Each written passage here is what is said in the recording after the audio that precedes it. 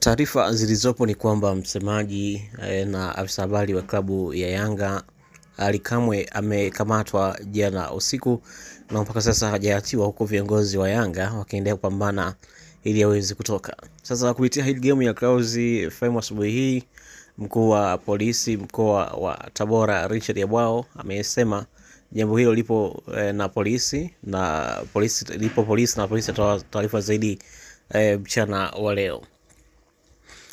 Ally Kamwe alikamatwa na polisi baada ya mchezo wa Tabora United dhidi ya Yanga majira ya saa 7:30 usiku, na Kamwe alipelekwa kituo kikubwa cha polisi cha Tabora na amelala ndani hadi sasa bado hajaachiwa. Uongozi wa Yanga unafanya jitihada kumaliza jambo hili. Ndivyo ilivyo na ndicho ambacho kimetokea. Ally Kamwe amekamatwa. Tunaweza kusema kwamba siasa zimeingia kwenye mpira, ama makosa gani ambayo yanaweza yakamkuta hapa Ally Kamwe? Wacha tuendelee kusubiri. Tutatoa taarifa zaidi kadiri ambavyo tutaendelea kuzipata.